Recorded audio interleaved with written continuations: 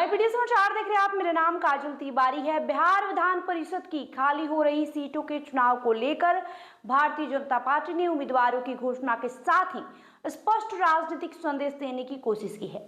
Party ने 4 उम्मीदवारों के चयन में सवर्ण और अति पिछड़ा वर्ग के बीच संतुलन साधते हुए सामाजिक समीकरणों को साधने का प्रयास किया है। राजनीतिक जानकारों का मानना है कि आगामी विधानसभा चुनाव से पहले भारतीय जनता पार्टी का ये कदम व्यापक सामाजिक और चुनावी रणनीति का हिस्सा है। आपको बता दें, भाजपा द्वारा घोषित 4 उम्मीदवारों में 2 सवर्ण और 2 अति पिछड़ा वर्ग से आते हैं। पार्टी ने भोजपुरी अभिनेता एवं गायक पवन सिंह को राजपूत समाज का प्रतिनिधित्व देते हुए उम्मीदवार बनाया है। वहीं वरिष्ठ नेता संजय मयूख कायस्थ समाज से आते हैं। इसके अलावा अनिल कुमार ठाकुर और शीला प्रजापति को अति पिछड़ा वर्ग के प्रतिनिधि के रूप में उम्मीदवार बनाकर भाजपा ने सामाजिक संतुलन साधने का प्रयास किया है। भाजपा इससे पहले पूर्व मंत्री मंगल पांडे के कार्यकाल समाप्त होने वाली सीट पर अरविंद शर्मा के नाम की घोषणा कर चुकी है। अरविंद शर्मा भूमिहार समाज से आते हैं। ऐसे में भाजपा ने विभिन्न प्रभावशाली सामाजिक समूहों का प्रतिनिधित्व देकर व्यापक राजनीतिक संदेश देने की कोशिश की है। सबसे पहले बात कर लेते हैं संजय मयूख की। संजय मयूख भाजपा के उन नेताओं में शामिल हैं जिन्होंने संगठन और मीडिया दोनों स्तरों पर लंबा अनुभव हासिल किया। उन्होंने साल 1990 में भाजपा की सदस्यता ग्रहण की थी।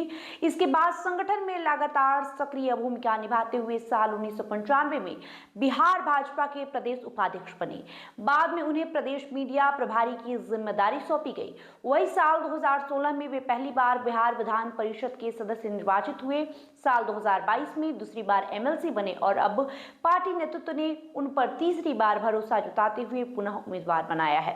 बीजेपी संगठन और केंद्रीय नेतृत्व में उनकी मजबूत पकड़ मानी जाती है।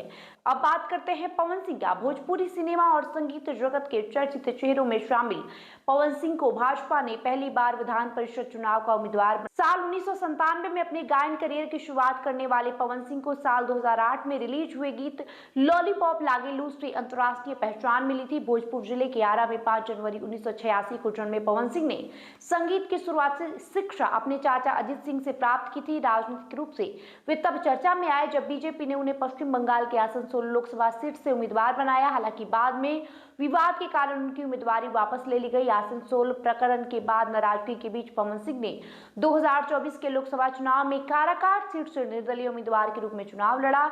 उनके चुनावी मैदान में उतरने से मुकाबला त्रिकोणीय हो गया और राजनीतिक समीकरणों पर इसका असर पड़ा। बाद में बीजेपी नेतृत्व और पवन सिंह के बीच संवाद स्थापित हुआ तथा मतभेद खत्म हुए। इसके बाद उन्होंने बीजेपी के पक्ष में सक्रिय प्रचार किया। राजनीतिक जानकार इसे ही उनके प्रति पार्टी नेतृत्व के भरोसे के रूप में देख रहे हैं। बीजेपी ने पूर्णिया क्षेत्र से जुड़े वरिष्ठ नेता अनिल कुमार ठाकुर को भी उम्मीदवार बनाया है। संगठन में उनकी सक्रिय भूमिका रही है।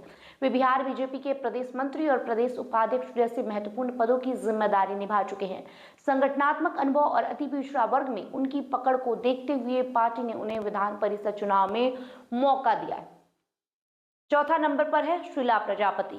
शीला प्रजापति भाजपा की सक्रिय महिला नेताओं में गिनी जाती है। वर्तमान में वो बिहार भाजपा की प्रदेश मंत्री हैं। इससे पूर्व उन्होंने बीजेपी जिला ग्रामीण निकाय में उपाध्यक्ष के रूप में भी कार्य किया है। सामाजिक और संगठनात्मक गतिविधियों में उनकी सक्रिय भागीदारी रही है। पार्टी ने उन्हें अति पिछड़ा वर्ग की महिला प्रतिनिधि के रूप में विधान परिषद चुनाव में उतारा है। राजनीतिक जानकारों का मानना है कि भाजपा ने विधान परिषद चुनाव के माध्यम से आगामी विधानसभा चुनाव की रणनीति की झलक पेश की है।